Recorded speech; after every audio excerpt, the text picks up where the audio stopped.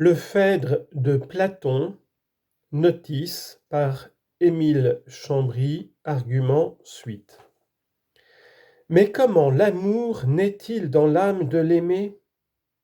C'est que le courant des émanations que sa beauté dégage revient de l'amant sur lui et le dispose à aimer. Il ressent une affection qui est comme l'image de l'amour qu'on a pour lui. Si la sagesse l'emporte sur les désirs des amants, ils vivent pour la vertu, et à leur mort, ils en sont récompensés par un bonheur divin.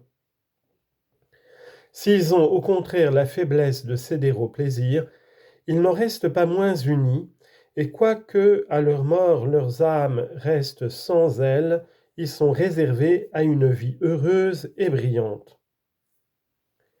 Phèdre admire la beauté de ce discours et craint que son ami Lysias ne puisse ou ne veuille à son tour composer sa palinodie et affronter la comparaison avec Socrate. D'ailleurs, un homme d'État a tout dernièrement fait honte à Lysias de composer des discours et l'a traité dédaigneusement de logographe.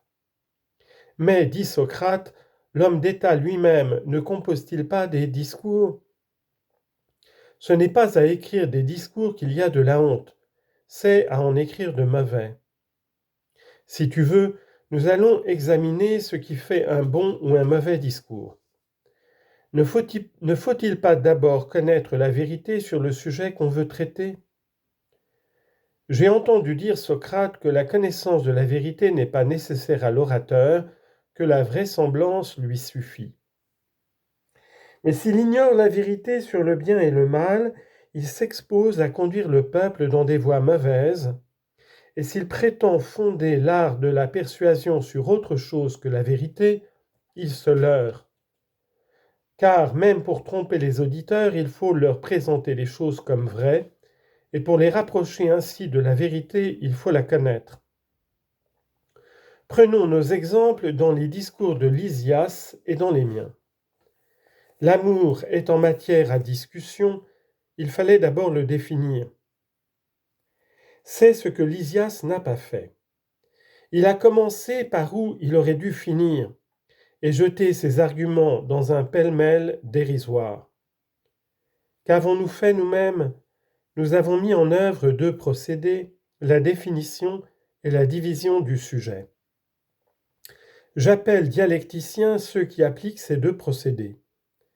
Les rhéteurs font grand bruit de leurs artifices, exordes, narration, déposition, preuves, présomption, etc. Mais ce qu'ils enseignent par là, ce sont les notions préliminaires de l'art. Ils oublient d'enseigner l'essentiel, l'art de disposer tous ces moyens en vue de la persuasion. Pour acquérir l'art véritable, il faut faire comme Périclès, il faut étudier la philosophie, sans laquelle on ne saurait avoir l'esprit élevé, ni se perfectionner dans aucune science. Il faut surtout étudier la nature de l'âme, qu'on ne peut d'ailleurs connaître sans connaître la nature universelle. Il faut savoir si elle est une substance simple ou composée, décrire ses facultés et les diverses manières dont elle peut être affectée. Enfin, après avoir fait une classification des différentes espèces d'âmes et de discours, il faut apprendre à agir sur les âmes en appropriant chaque genre d'éloquence à chaque auditoire, certains discours étant propres à persuader certains esprits et n'ayant aucune action sur les autres. L'art oratoire est une œuvre immense et qui exige un prodigieux labeur, et si l'âme s'y soumet, ce ne sera pas pour plaire aux hommes, mais aux dieux. Quant à la convenance qu'il peut y avoir à écrire ou à ne pas écrire, disons d'abord que l'écriture, comme le roi Thammuz le dit à son inventeur, le dieu Teut, favorise la paresse, et n'est en réalité qu'un memento qui rappelle les choses à celui qui les sait. En outre, le discours écrit n'est pas vivant, il ne peut répondre aux questions qu'on lui fait. Il y a un autre discours, celui qui vit dans l'âme de l'homme qui sait, qui se reproduit dans les autres âmes et propage ainsi éternellement la semence de la science. Un sage ne doit écrire que pour la vérité, mais il doit préférer, pour la faire connaître et la défendre, la parole vivante à la parole écrite. C'est un idéal que Lysias n'a pas visé, mais qu'Isocrate réalisera peut-être. La composition. On le voit par l'analyse que nous venons de faire, l'objet de l'ouvrage est complexe. Il semble d'abord qu'il y ait deux sujets distincts, une sorte de traité de l'amour, puis un traité de rhétorique. C'est le banquet et le Gorgias réunis. Les discours dont la première partie se compose sont le prétexte d'une discussion sur l'art oratoire et fournissent des exemples des défauts qu'il faut éviter et des qualités qu'il faut poursuivre. Ce n'est là qu'un lien apparent, et si les deux parties n'avaient entre elles que ce rapport, on pourrait dire que l'ouvrage est double et mal composé. Mais il y a un rapport naturel entre les deux parties, et ce sont des raisons profondes qui en ont réglé l'assemblage. Platon, impatienté de l'ascendant que les rhéteurs avaient pris à Athènes, se donne pour tâche de détromper la jeunesse qui suivait leurs leçons. Il leur reproche de fonder l'art de la parole, non sur la vérité, mais sur la vraisemblance, et de ne voir que le succès sans s'inquiéter de l'honnêteté des moyens et du but. Ils sont fiers d'avoir inventé des noms pour désigner chaque partie du discours, exorde, preuve, confirmation, etc. Mais ils oublient d'apprendre à leurs disciples ce qu'il faut mettre dans chacun de ces cadres. La philosophie seule est capable de le faire convenablement. Sans une haute culture philosophique, l'orateur est condamné à ramper et à suivre la routine des rhéteurs. Jamais il ne s'élèvera au-dessus des questions qu'il traite et ne les dominera. Il ne sera qu'un Thysias ou un Lysias, il ne sera pas un Périclès. Ce qui a fait la grandeur de Périclès, c'est l'habitude des spéculations philosophiques qu'Anaxagore lui avait donnée. Quiconque aura l'ambition d'être un grand orateur devra donc être un philosophe. Il devra sentir en son cœur l'amour, principe des belles connaissances, qui s'élève des beautés terrestres jusqu'aux beautés véritables, jusqu'aux idées.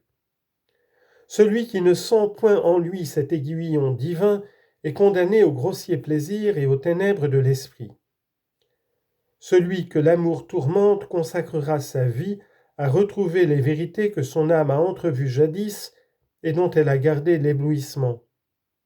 Il s'adonnera à la dialectique, c'est-à-dire à la recherche et à la discussion méthodique de la vérité, seul moyen que nous ayons ici-bas de nous élever jusqu'aux idées. Quand par l'amour et la dialectique il sera parvenu à la connaissance du vrai, du beau et du bien, il sera l'orateur parfait, celui qui sème et fait fructifier la vérité et la science dans les âmes de ses auditeurs. On voit à présent ce qui fait l'unité du Phèdre. La théorie de l'amour est au fond de la doctrine platonicienne. Nul ne sera philosophe s'il n'a reçu le don divin de l'amour, aiguillon de la recherche philosophique, et s'il ne poursuit la vérité suivant la seule méthode qui mène jusqu'à elle, la dialectique. Or nul ne sera un grand orateur s'il n'est philosophe. Si la philosophie et l'art se confondent, ou tout au moins se conditionnent, c'est dans la partie philosophique de l'œuvre qu'il faut chercher les principes que Platon met à la base de l'art oratoire.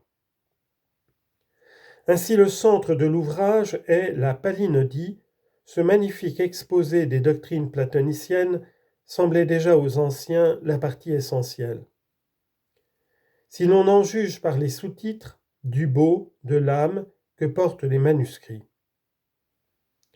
Les deux discours qui précèdent la Palinodie ne sont que des spécimens du genre sophistique et une sorte d'introduction à la vraie doctrine de l'amour. Enfin, la deuxième partie est la critique des procédés en vogue et l'établissement des règles oratoires qui résultent de la doctrine philosophique.